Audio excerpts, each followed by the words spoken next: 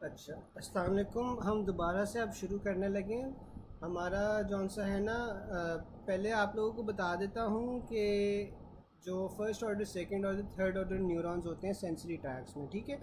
तो आप लोग देख सकते हो, मैंने आप लोगों को ना कुछ पिक्चर्स भेजी हुई हैं ग्रुप में, ठीक है। अब उसमें देखो कि आपके पास सबसे पहले हम DCML देख लेते हैं, ठीक है। अब DCML के अंदर क्या होता है कि आपके पास रिसेप्टर से सेंसरी इन्फॉर्मेशन आती है। सेंसरी इन्फॉर्मेशन स्पाइनल कॉर्ड के अंदर रन करेगी and then it will go to the nucleus cuneatus और न्यूक्लियस फेसिकुलर रिस्पेक्टिवली, ठीक है। ये आपके पास जब न्यूक्लियस क्यूनिएटस या न्यूक्लियस ग्रासिलस के अंदर जाती है तो यहाँ तक ही आपके पास फर्स्ट ऑर्डर न्यूरॉन आ जाता है। अब न्यूक्लियस क्यूनिएटस या न्यूक्लियस ग्रासिलस से ये दूसरी साइड पर डीकसेट करते हैं, दूसरी साइड पर मेडुला में ये डीकसेट करेंगे और फिर हमारे पास ये थैलेमस में चले जाएंगे। जो न्यूक्लियस क्यूनिएटस या ग्रासिलस से लेकर थैलेमस तक आपके पास पार्ट होता है, वहाँ पे आपके पास ये सेकेंड ऑर्डर न्यूरॉन आ जाते हैं। और फिर थैलेमस से लेकर जो कॉर्टेक्स तक होता है, वहाँ पे आपके पास ये थर्ड ऑर्डर न्यूरॉन्स आ जाएंगे। ये DCML का हो गया। फिर आपके पास स्पाइनोथैलेमिक ट्रैक्ट्स आ गए। अब जो स्पाइनोथैलेमिक ट्रैक्ट्स हैं, इनका क्या फंक्शन था कि ये आपके पास आते साथ स्पाइनल कॉर्ड में डीकसेट कर जाते हैं। तो इसमें आपके पास फर्स्ट ऑर्डर न्यूरॉन कहाँ तक होगा? इसमें फर्स्ट ऑर्डर न्यूरॉन जब ये आपके पास स्पाइनल कॉर्ड के अंदर आया है, स्पाइनल कॉर्ड के अंदर आने के बाद जब ये डीकसेट करता है, उससे पहले ये साइनैप्स कर रहा होता है, तो यहाँ तक आपके पास फर्स्ट ऑर्डर न्यूरॉन आ जाता है। फिर स्पाइनल कॉर्ड से लेकर आपके पास थैलेमस तक जौन सा है वो सेकेंड ऑर्डर न्यूरॉन आ जाता है। और फिर थैलेमस से आपके पास कॉर्टेक्स में थर्ड ऑर्डर न्यूरॉन आ जाता है, ठीक है। ये आपके पास हो गया जो फर्स्ट ऑर्डर, सेकेंड ऑर्डर और थर्ड ऑर्डर न्यूरॉन्स होते हैं सेंसरी पाथवे में, ठीक है। अब मोटर पाथवे में ना इसके इक्विवेलेंट आपके पास अपर और लोअर मोटर न्यूरॉन्स होते हैं, ठीक है। अब जो अपर मोटर न्यूरॉन्स है ना, अपर मोटर न्यूरॉन्स आपके पास कॉर्टेक्स से लेकर स्पाइनल कॉर्ड तक आपके पास ये अपर मोटर न्यूरॉन होगा। और जो लोअर मोटर न्यूरॉन है वो स्पाइनल कॉर्ड से लेकर आपके पास जो इफेक्टेड मसल है या जहाँ पे उसने मोटर सप्लाई करनी है, वहाँ तक आपके पास ये लोअर मोटर न्यूरॉन आ जाएगा,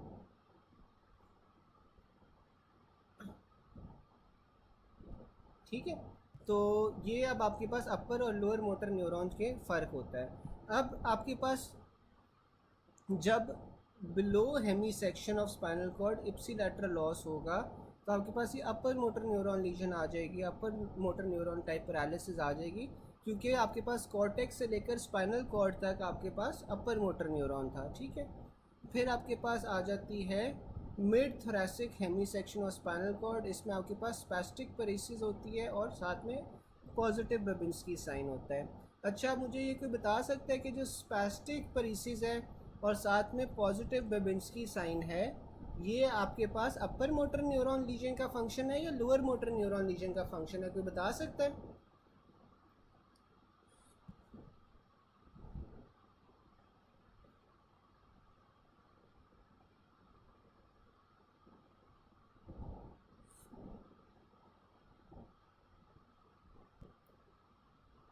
स्पैस्टिक पेरिसिस अपर मोटर, ठीक है। अपर मोटर न्यूरॉन आप किस तरह याद रख सकते हो? अपर मोटर में हर चीज़ जौन सी होती है वो ज़्यादा हो रही होती है, ठीक है।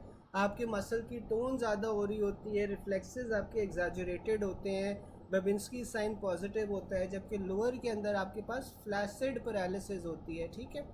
तो इस तरह आप याद रख सकते हो।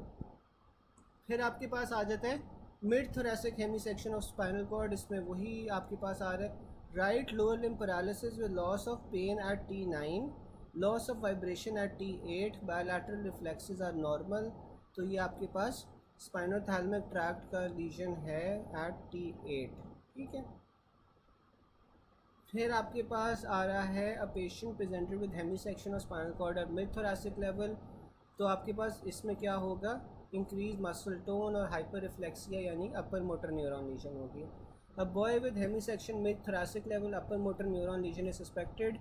Features present will be ipsilateral spastic paresis होगी और हाइपर रिफ्लेक्सिया होगा, ठीक है। फिर आपके पास अगर सारी सेंसेशंस लॉस हो गई हैं बायलैटरली, तो ये आपके पास कंप्लीट कॉर्ड ट्रांजैक्शन है, ठीक है। यानी कि पूरा का पूरा स्पाइनल कॉर्ड जौन सा है उसकी इंजरी हुई हुई है। लोअर मोटर न्यूरॉन लीजन में आपके पास क्या होता है? फ्लैसिड पैरालिसिस होती है, everything lower muscle mass, lower muscle tone, lower reflexes, down going plantars या down going toes. Upper motor neuron region में हर चीज़ बढ़ जाएगी, इंक्रीज टोन होगी, इंक्रीज रिफ्लेक्सेस होगी और अप गोइंग टोज होंगे। बबिंस्की साइन जौन सा होता है वो इन्फेंट्स के अंदर नॉर्मली होता है। अगर ये आपके पास अडल्ट में होगा तो that is a sign of upper motor neuron lesion. अच्छा, मुझे ये कोई बता सकता है कि जो बबिंस्की साइन होता है वो बच्चों में किस एज तक पॉजिटिव होता है?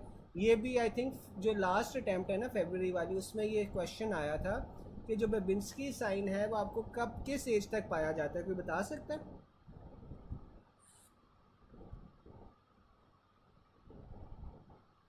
बिल्कुल 2 ईयर्स तक।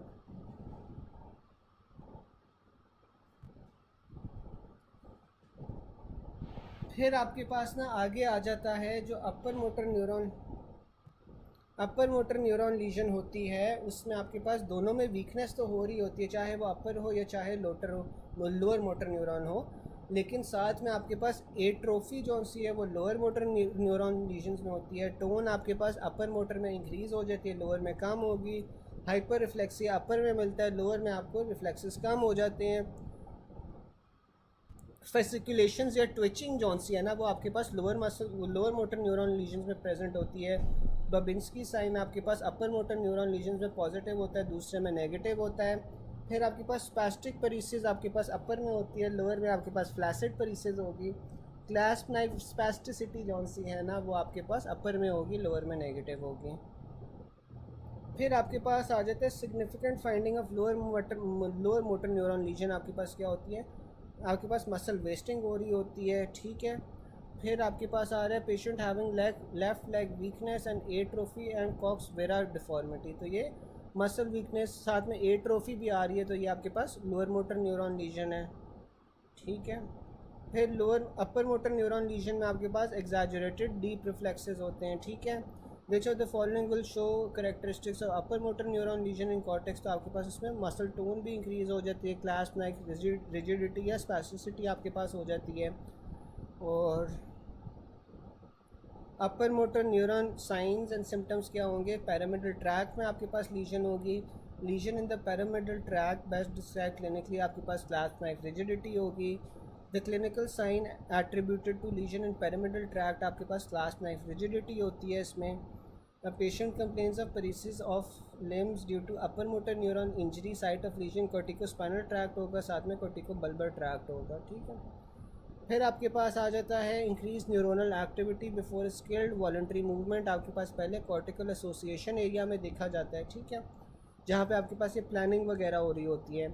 फाइनल कॉमन मोटर पाथवे कौन सा होता है? Alpha efferent of the spinal motor neuron. फिर आपके पास patient having hemiplegia on the left side, motor neuron lesion plus homonymous hemianopia. तो लीजन आपके पास फोर ब्रेन में है। पेडेंकुलर नी जर्क आपके पास सेरिबेलर डिस्फंक्शन में होता है, ठीक है।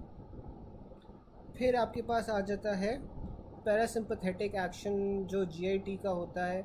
इसमें जो पैरासिम्पथेटिक एक्शन है इसमें जीआईटी की जो पेरिस्टालसिस है वो आपके पास बढ़ी होती है। ये आपने रूल याद रखना है कि alpha 1 is for constriction, alpha 2 is for inhibition, beta 1 is for heart and beta 2 is for relaxation. ये आप लोगों को पहले करवाया हुआ है। फिर आपके पास हार्ट में जो सा सिंपैथेटिक एक्शन होता है उसमें क्या हो रहा होता है कि heart rate, contractility, AV node, conduction सारा कुछ बढ़ा होता है, जबकि पैरासिम्पैथेटिक में कम हो रहा होता है। जो वैस्कुलर स्मूथ मसल्स हैं उसमें आपके पास कंस्ट्रिक्शन हो रही होती है सिंपैथेटिक एक्शन के अंदर, ठीक है। Dilates the blood vessels in the skeletal muscles, ठीक है। फिर आपके पास जीआईटी में आपके पास क्या होता है? सिंपैथेटिक एक्शन आपके पास जो मोटिलिटी है वो कम कर रहा होता है और जो स्फिंक्टर्स हैं उन्हें कंस्ट्रिक्ट करवा रहा होता है। ब्रोंक्यूल्स में आपके पास क्या होता है कि वो आपके पास डायलेट कर रहा होता है ब्रोंक्यूल स्मूथ मसल को। मेल सेक्स ऑर्गन्स में जो सिंपैथेटिक एक्शन होता है वो इजैकुलेशन होता है, जबकि पैरासिम्पैथेटिक एक्शन आपके पास इजेक्शन होती है। ब्लैडर में आपके पास जो सिंपैथेटिक एक्शन होता है वो ब्लैडर वॉल को रिलैक्स करवा रहा होता है, जबकि आपके पास पैरासिम्पैथेटिक आपके पास कॉन्ट्रैक्ट करवा रहा होता है। स्वेट ग्लैंड्स में आपके पास क्या होता है? स्वेटिंग इंक्रीज़ हो रही होती है सिंपैथेटिक। आई में आपके पास डायलेशन हो रही होती है, जबकि पैरासिम्पैथेटिक में आपके पास कंस्ट्रिक्शन हो रही होती है। किडनीज़ में आपके पास रेनिन की सिक्रीशन ज़्यादा हो रही होती है। फैट सेल्स में लिपोलिसिस हो रहा होता है, ठीक है। ये आप ना एक बार जौन सा है ये इसके पॉइंट्स देख लो MCQ पॉइंट्स जौन से हैं। आई डोंट थिंक इसमें कोई ऐसा समझाने वाली बात है, आप लोग फिर भी एक बार देख लो, अगर कोई चीज़ नहीं समझ आ रही तो आप लोग बता दो, मैं समझा देता हूँ। आप लोग एक सेकंड पॉइंट्स देख लो ये।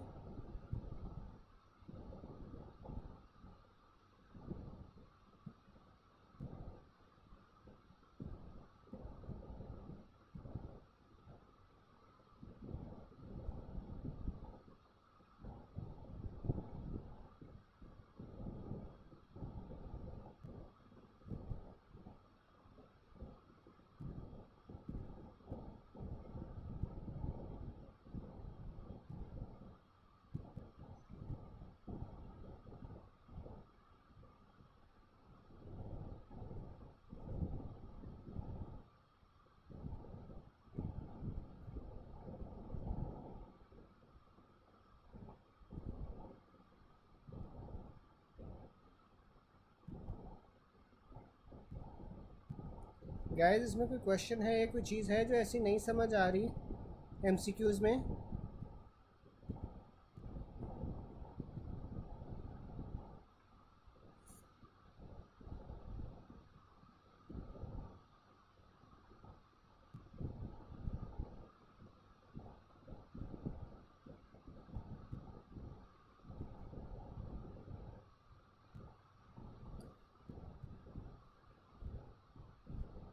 जी जी बिल्कुल डॉक्टर लुबना, जो आपके पास पैरासिम्पथेटिक एक्शन होगा ना वो PR इंटरवल को प्रोलॉन्ग करेगा। जो PR इंटरवल होता है ना वो बेसिकली आपके पास क्या होता है, जो एट्रियल कॉन्ट्रैक्शन और वेंट्रिकुलर कॉन्ट्रैक्शन के दरमियान में वाला पार्ट होता है ना, जहाँ पे आपके पास वेंट्रिकल्स भर रहे होते हैं ब्लड से, वो आपके पास PR इंटरवल डिनोट करता है। ठीक है, अब देखो कि सिंपथेटिक में क्या होता है, सिंपथेटिक में आपका हार्ट रेट ज़्यादा हो जाता है ना। अब हार्ट रेट ज़्यादा हो जाएगा तो आपके पास ये जो PR इंटरवल है इसे क्या हो जाना चाहिए, आप लोग बता सकते हो? PR इंटरवल को क्या होगा, अगर आपके पास सिंपथेटिक इफेक्ट ज़्यादा होगा, हार्ट रेट तेज़ हो रहा है, तो PR इंटरवल को क्या हो जाएगा?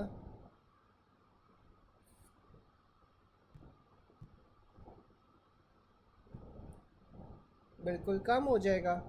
ठीक है ना। और अगर आपके पास जौन सा है पैरासिम्पथेटिक है, पैरासिम्पथेटिक में हार्ट रेट जौन सा है वो डिक्रीज़ कर जाता है, तो जब आपके पास हार्ट रेट डिक्रीज़ कर जाएगा तो उसमें आपके पास PR इंटरवल जौन सा है वो इंक्रीज़ हो जाएगा, वेंट्रिकल्स को ज़्यादा टाइम मिल जाएगा भरने के लिए। ठीक है।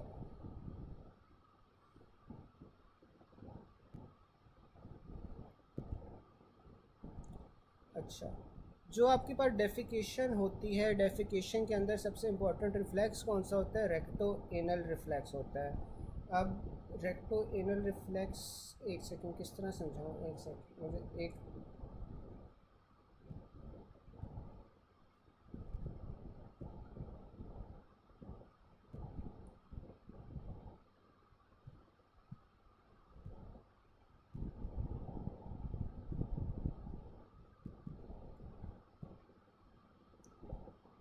अब जो रेक्टो एनल रिफ्लेक्स होता है ना, ये क्या होता है, आपके पास जो इंटरनल एनल स्फिंक्टर है ना उसकी रिलैक्सेशन होती है। जब आपके पास रेक्टम जौन सा डिस्टेंड कर जाता है ना, जब आपके पास फीसिस जौन सा है वो रेक्टम में आ जाए, तो आपके पास जो इंटरनल एनल स्फिंक्टर है वो रिलैक्स कर जाता है, तो इससे आप रेक्टो एनल रिफ्लेक्स कहते हो।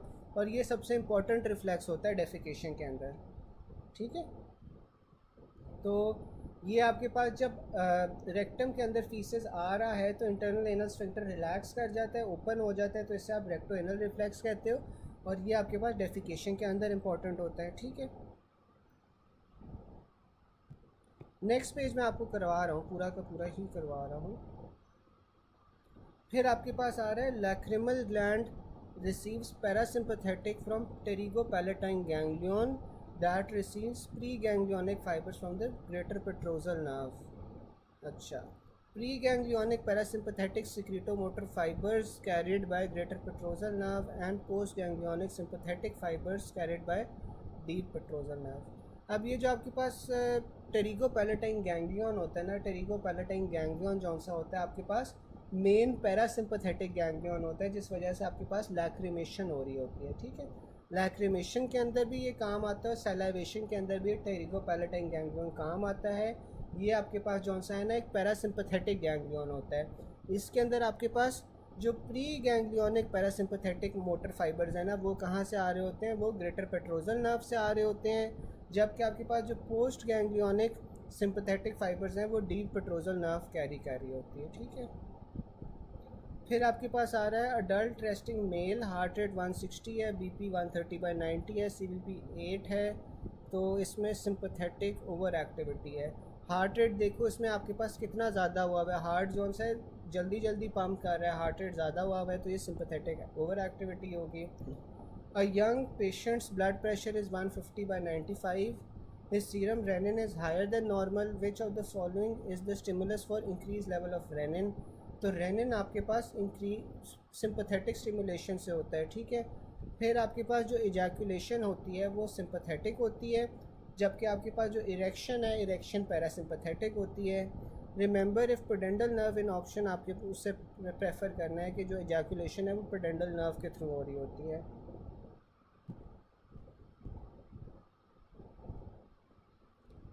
ये वाला सबको यहाँ तक समझ आ गया?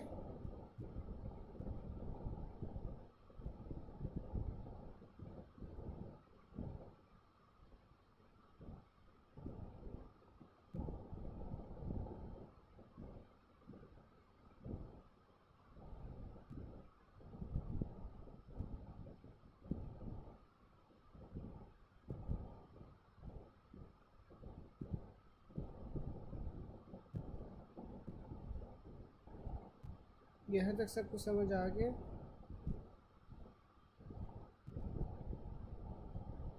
या ये दोबारा से बता दूँ, ये जो आपके पास टेरिगो पैलेटाइन गैंग्लियन वाला, ये समझ आ गया? दोबारा से बता दूँ?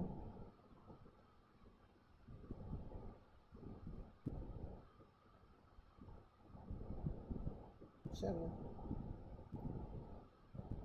फिर आपके पास अल्फ़ा एड्रीनर्जिक, जो अल्फ़ा एड्रीनर्जिक फाइबर्स होते हैं, अल्फ़ा एड्रीनर्जिक फाइबर्स होते हैं वो माइड्रेसिस करवा रहे होते हैं, ठीक है। आइस की डायलेशन करवा रहे होते हैं, क्योंकि ये सिंपथेटिक एक्शन के लिए होते हैं, ठीक है। जो पैरासिम्पथेटिक एक्शन होती है वो प्यूपल्स को कंस्ट्रिक्ट करवा रही होती है, मायोसिस करवा रही होती है। A man during road traffic accident suffered injury to the cervical sympathetic chain, तो सर्वाइकल सिंपथेटिक चेन में हुआ है तो इप्सिलैटरल मियोसिस, टोसिस और एनहाइड्रोसिस होता है। फिर RTA injury to cervical sympathetic chain, आपके पास क्या होगा? कंस्ट्रिक्शन ऑफ प्यूपल होगी। Role of sympathetic nervous system via alpha nerves, आपके पास प्यूपलरी डायलेशन है। पैरासिम्पथेटिक आपके पास प्यूपल साइज को कम करवा रही है, ठीक है। फिर आपके पास ये mydriasis, miosis, ptosis, Horner syndrome सारे आ जाते हैं। अब patient presented in OPD with horizontal diplopia, mydriasis, ptosis, anisocoria, nerve involved is oculomotor. Anisocoria होता है कि आपके पास दोनों साइड्स के जो प्यूपल्स होते हैं वो अनइवन होते हैं, दोनों साइड्स का इक्वल साइज नहीं होता, ठीक है। अब अगर आपके पास टोसिस और साथ में डायलेटेड प्यूपल आ गया तो आपके पास थर्ड नर्व पाल्सी होगी। अगर टोसिस के साथ साथ कंस्ट्रिक्टेड प्यूपल आ गया है, क्योंकि टोसिस और मियोसिस होता है, वो हॉर्नर सिंड्रोम हो जाएगा, ठीक है। अब माइड्रेसिस के अंदर आपके पास क्या हो रहा होता है, जिसमें आपके पास प्यूपल्स डायलेटेड होते हैं, ये कंजेनिटल हो सकता है, थर्ड नर्व पाल्सी की वजह से हो सकता है, होम्स एडी प्यूपल हो सकता है, फियोक्रोमोसाइटोमा की वजह से हो सकता है, और ड्रग्स भी हैं जो माइड्रेसिस करवा सकती हैं। उसमें आपके पास एट्रोपिन, एम्फेटामिन, कोकेन और ट्राईसाइक्लिक एंटी डिप्रेसेंट्स आ जाते हैं। मियोसिस जौन सा होता है, मियोसिस आपके पास वो भी कंजेनिटल भी हो सकता है, सीनाइल भी हो सकता है, यानी कि एज के साथ साथ भी मियोसिस हो सकता है। हॉर्नर सिंड्रोम में होता है, आपको पता है, आर्गाइल रॉबर्टसन प्यूपल जो सिफिलिस के साथ होता है उसमें भी मियोसिस होती है। पोंटाइन हेमरेज में आपको पता है कि बायोलैटरल पिन पॉइंट प्यूपल्स होते हैं, तो उसमें भी आपके पास मियोसिस हो रहा होता है। और जो ड्रग्स आपके पास मियोसिस करवा रही होती हैं उसमें ओपियोइड्स, ऑर्गेनोफॉस्फेट टॉक्सिसिटी और पाइलोकार्पिन, ये सारी ड्रग्स होती हैं जो मियोसिस करवा रही होती हैं। फिर आपके पास आ जाता है ptosis. Causes of bilateral ptosis क्या क्या होती हैं? Myotonic dystrophy, myasthenia gravis, syphilis और जात में कंजेनिटल टोसिस होता है। यूनिलैटरल टोसिस में आपके पास थर्ड नर्व पाल्सी आ जाती है और हॉर्नर सिंड्रोम आ जाता है। हॉर्नर सिंड्रोम में आपके पास क्या हो रहा है? सिंपैथेटिक डिनर्वेशन ऑफ फेस हो रही है, टोसिस, एनहाइड्रोसिस और मियोसिस होता है। Associated with spinal cord lesion above T1, ठीक है ना। जो T1 से ऊपर आपके पास लीजन होती है उसमें होता है ब्राउन सीक्वार्ड सिंड्रोम में होता है लेट स्टेज सिरिंजोमाइलिया पैंकोस ट्यूमर, आपके पास सारों में ये हॉर्नर सिंड्रोम होता है। ठीक है, फिर आपके पास आ जाता है अ 15-year-old girl with fix dilated people's, आपके पास लीजन कहाँ पे है, ऑक्यूलोमोटर नर्व की लीजन है। फिर आपके पास आ जाता है diabetic male presents with right sided ptosis and pupil size small, तो ये आपके पास हॉर्नर सिंड्रोम है। Post syphilitic patient can't constrict pupil on light with intact accommodation, तो आपके पास लाइट के ऊपर वो कंस्ट्रिक्ट नहीं कर रही लेकिन अकोमोडेशन इंटैक्ट है, तो ये आपके पास आर्गाइल रॉबर्टसन पीपल है। फिर आपके पास pin point pupil and respiratory depression, तो ये आपके पास किस ड्रग में होती है, मॉर्फिन में होती है। ठीक है, मॉर्फिन से आपके पास पिन पॉइंट पीपल्स होते हैं और साथ में रेस्पिरेटरी डिप्रेशन हो रही होती है क्योंकि ये आपके पास एक ओपियोइड होता है। A drug taken in overdose after a few minutes patient has pinpoint pupil respiratory depression, तो ये मॉर्फिन है। मॉर्फिन का साइड इफ़ेक्ट क्या होता है, मियोसिस होती है और ब्रेडिकार्डिया हो रही होती है। फिर आपके पास ये पेन फाइबर्स आ जाते हैं, जो फास्ट पेन फाइबर्स होते हैं वो ए डेल्टा होते हैं। जनरली आप ए बी सी के अंदर क्लासीफाई कर रहे होते हो फाइबर्स को। A B are myelinated and fast, लेकिन जो सी होता है वो अनमाइलिनेटेड होता है और स्लो होता है। The group A is further divided into alpha beta gamma और डेल्टा। ठीक है, जो ग्रुप ए है उसे आप अल्फ़ा बीटा गामा डेल्टा के अंदर डिवाइड कर रहे हो। As we go down from A to C the diameter and velocity decreases. ठीक है, तो जिस तरह आप नीचे जाते जाते हो आपके पास नहीं यार ऐसा सच इसका निमोनिक तो नहीं है, एल सी मुझे अभी कोई निमोनिक याद तो नहीं आ रहा, अगर हुआ तो मैं बता दूंगा लेकिन अभी मुझे कोई यार ऐसा निमोनिक नहीं याद आ रहा। अब ये देखो कि आप जिस तरह नीचे जाते जाते हो ना तो आपके पास जो फाइबर्स है उसका डायमीटर जौन सा है वो कम होता जाता है। अगर डायमीटर आपके पास कम होता जाएगा तो जो स्पीड ऑफ कंडक्शन है वो भी आपके पास कम होती जाएगी। अब आपके पास इसमें A alpha B A beta A gamma A delta B और सी फाइबर्स आ जाते हैं। ठीक है, अब जो आपके पास ए अल्फ़ा फाइबर्स है ना वो आपके पास डिवाइड हो रहे होते हैं इनटू 1A और 1B। अब जो 1A है वो आपके पास मसल स्पिंडल्स के लिए होते हैं। मसल स्पिंडल्स का आपके पास क्या काम होता था कि आपके पास लेंथ ऑफ मसल जौन सी होती है ना उसकी इंफॉर्मेशन ब्रेन तक लेके जा रहे हैं। इसके जो फाइबर्स होते हैं वो लार्जेस्ट होते हैं, कंडक्शन वेलोसिटी सबसे तेज़ होती है। फिर ए अल्फ़ा के अंदर सेकंड टाइप कौन सी आती है, 1B आती है। 1B is for Golgi tendon organs. जो गोल्जी टेंडन ऑर्गन्स होते हैं वो reverse stretch reflex inverse stretch reflex के अंदर आपके पास काम आते हैं। ठीक है, inverse stretch reflex preventing of muscle tear के अंदर गोल्जी टेंडन ऑर्गन्स होते हैं। इसके पास 1A अल्फ़ा का 1B टाइप है। और फिर आपके पास जौन सा होता है ए बीटा आ जाता है। ए बीटा के अंदर आपके पास सेंसरी फाइबर कौन सा होता है, टाइप 2 होता है। ए बीटा जौन सा होता है वो आपके पास टच और प्रेशर लेके जा रहे होते हैं। इसका डायमीटर भी मीडियम है, कंडक्शन वेलोसिटी स्मॉल मीडियम है। फिर आपके पास ए गामा आ जाते हैं। ए गामा जौन से होते हैं वो इंट्राफ्यूजल फाइबर्स होते हैं। ठीक है, फिर आपके पास ए डेल्टा आ जाता है। ए डेल्टा के अंदर आपके पास टाइप 3 सेंसरी फाइबर्स होते हैं और ये through touch pressure pain temperature fast pain temperature ये लेके जा रहे होते हैं। ठीक है, फिर आपके पास इनका जो डायमीटर होता है वो स्मॉल होता है, कंडक्शन वेलोसिटी मीडियम। फिर आपके पास बीटा फाइबर्स आ जाते हैं। जो बीटा फाइबर्स हैं वो आपके पास प्री गैंग्लियोनिक ऑटोनॉमिक फाइबर्स लेके जा रहे होते हैं। इनका डायमीटर स्मॉल होता है, कंडक्शन वेलोसिटी मीडियम होती है। फिर आपके पास सी फाइबर्स आ जाते हैं। जो सी फाइबर्स होते हैं ये अनमाइलिनेटेड होते हैं, सेंसरी फाइबर्स टाइप 4 होती हैं। इसमें आपके पास पोस्ट गैंग्लियोनिक ऑटोनॉमिक सेंसेशंस जारी होती हैं। ये टेम्परेचर को भी लेके जा रहे होते हैं और साथ में स्लो पेन को लेके जा रहे हैं और टिकलिंग सेंसेशंस को लेके जा रहे होते हैं। ये जौन सा होता है इनका डायमीटर भी स्मॉलेस्ट होता है और कंडक्शन वेलोसिटी भी स्मॉलेस्ट होती है, स्लोएस्ट होती है। ठीक है, फिर फास्टेस्ट नर्व कंडक्शन जौन सी होती है वो ए अल्फ़ा के अंदर हो रही होती है। ए अल्फ़ा जौन सा हमारे पास दो में डिवाइड हो रहा था, 1A और 1B के अंदर। सेंसेशन या स्टेजोनोसिस फ्रॉम लिप्स, तो आपके पास जो टच और प्रेशर की सेंसेशंस लेके जा रहे थे वो आपके पास ए बीटा थे। प्रोप्रियोसेप्शन ऑफ फ्रॉम फिंगर, वही अगेन जो टच और प्रेशर है वो ए बीटा लेके जा रहे होते हैं। पेन फ्रॉम फिंगर टिप्स आपके पास ए डेल्टा से जा रही होती हैं। फास्ट पेन फाइबर्स आपके पास ए डेल्टा होते हैं। पेन फाइबर्स आपके पास ए डेल्टा होते हैं। प्री सिनेप्टिक कोलिनर्जिक आपके पास ए बीटा बीटा होते हैं, जबकि आपके पास जो पोस्ट गैंग्लियोनिक होते हैं वो आपके पास सी होते हैं, टाइप सी होते हैं। फिर आपके पास आ जाता है कि type of autonomic pre ganglionic fibres आपके पास बी फाइबर्स थे, पोस्ट गैंग्लियोनिक आपके पास सी फाइबर्स होते हैं जो अनमाइलिनेटेड होते हैं। टेम्परेचर के लिए आपके पास सी फाइबर्स होते हैं। रिसेप्टर्स फॉर कोल्ड आपके पास सी फाइबर्स हैं। फाइबर्स फॉर पेन और वार्मथ भी आपके पास सी फाइबर्स हैं। टिकल सेंसेशन भी सी फाइबर्स लेके जा रहे हैं। जो पेन फाइबर्स होते हैं वो अनएनकैप्सुलेटेड होते हैं, पेन फाइबर्स के ऊपर कैप्सूल नहीं होता, ठीक है। फिर आपके पास आ रहा है which of the following is sensory non adopting receptor. तो आपके पास जो पेन होता है ना वो नॉन अडॉप्टिंग होता है। आपको जितनी मर्जी दर्द होती रहे तो वो आपके पास दर्द होती रहेगी, आप अडॉप्ट नहीं कर सकते पेन के लिए, ठीक है।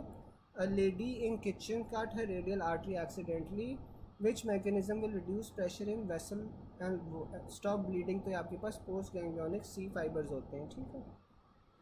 Immediate effect of local anaesthesia आपके पास सी फाइबर्स के ऊपर होता है। रिमेंबर द सीक्वेंस, इसमें आपके पास B fibres greater than C fibres greater than A delta fibres and last A alpha fibres, ठीक है।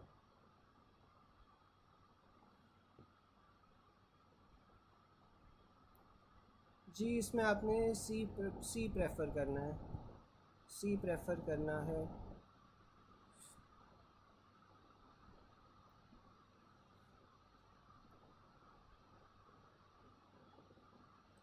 अच्छा यार, यहाँ तक किसी को कोई क्वेश्चन हो, इनसे रिलेटेड फाइबर से रिलेटेड कोई क्वेश्चन, कोई चीज़ ना समझ आई हो?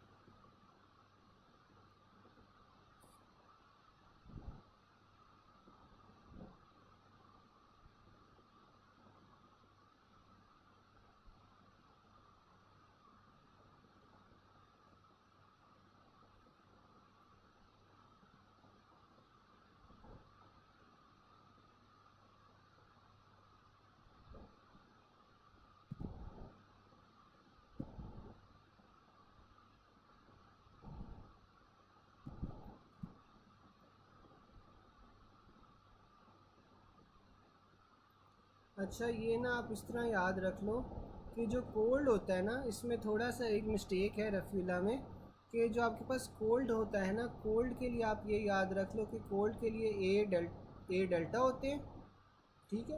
कोल्ड के लिए आपके पास ए डेल्टा होंगे, जबकि आपके पास जो वार्म सेंसेशन है ना वार्म के लिए सी होंगे, ठीक है। कोल्ड के लिए आपके पास जो सा है वो ए डेल्टा होंगे, जबकि आपके पास वार्म सेंसेशंस के लिए सी फाइबर्स होंगे, ठीक है डॉक्टर मोहम्मद। कोल्ड के लिए ए डेल्टा होंगे और जो आपके पास वार्मथ है वार्मथ के लिए आपके पास सी फाइबर्स होंगे।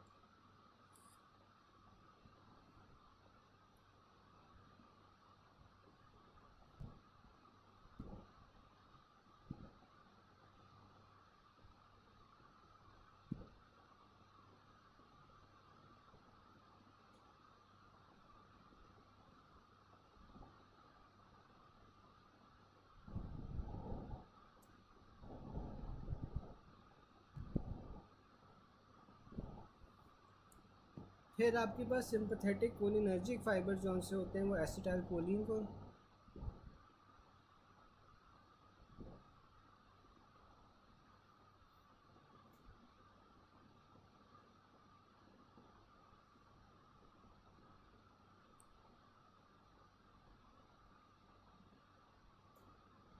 जी जी डॉक्टर मुबारक आप सही बता रहे हो, यही है लोकल एनेस्थीसिया में आपके पास सी और प्रेशर में आपके पास ए बीटा आ जाते हैं और हाइपोक्सिया में बी फाइबर्स आ जाते हैं, सही है।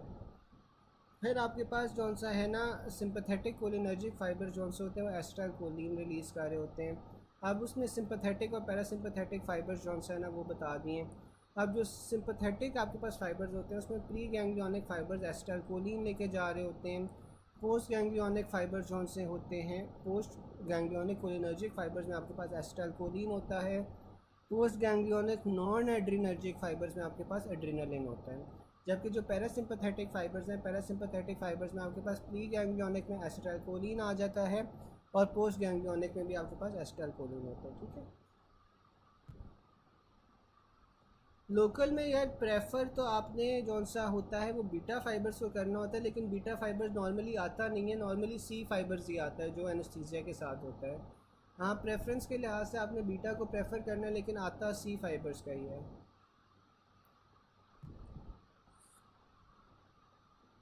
अच्छा, अब यार जो सिंपथेटिक है ना, सिंपथेटिक के अंदर आपके पास जो प्री गैंग्लियोनिक होते हैं वो एसिटाइलकोलिन को रिलीज़ करवा रहे होते हैं। जो पोस्ट गैंग्लियोनिक होते हैं वहाँ पे आपके पास जो कोलिनर्जिक होते हैं वहाँ पे एसिटाइलकोलिन निकलता है, लेकिन जो नॉन एड्रीनर्जिक होते हैं वहाँ पे नॉन एड्रेनलिन निकल रहा होता है। जबकि जो आपके पास पैरासिम्पथेटिक होते हैं, पैरासिम्पथेटिक में आपके पास प्री गैंग्लियोनिक और पोस्ट गैंग्लियोनिक दोनों के अंदर एसिटाइलकोलिन आ जाता है। ठीक है, एक सेकेंड यार मुझे देखने दो रहता कितना अभी आज कवर हो सकता है या नहीं हो सकता।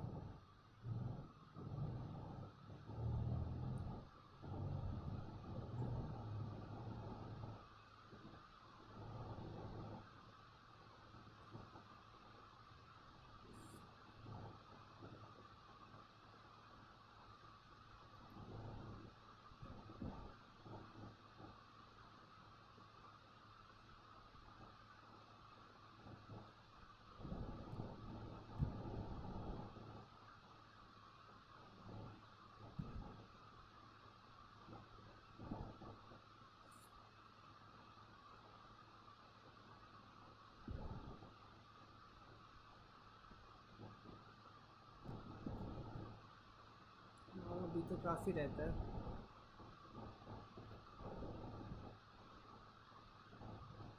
हम्म,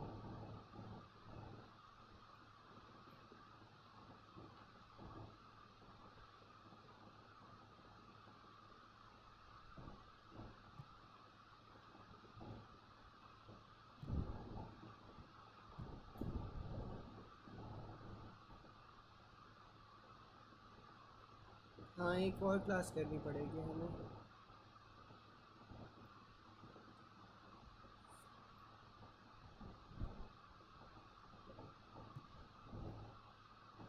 चलो एक कल एक्स्ट्रा क्लास रख लेते हैं।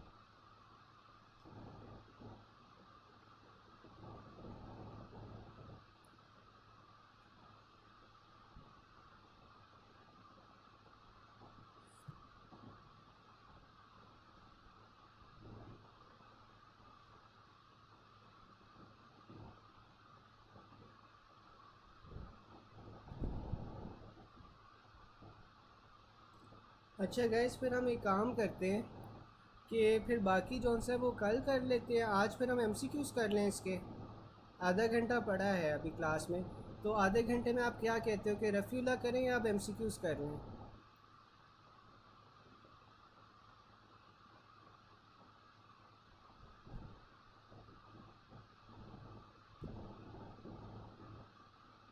आप मुझे ये बताएं कि एमसीक्यूज़ अभी करें या फिर अभी रफ़ीला मज़ीद आधा घंटा करें, जैसा आप लोग कहो।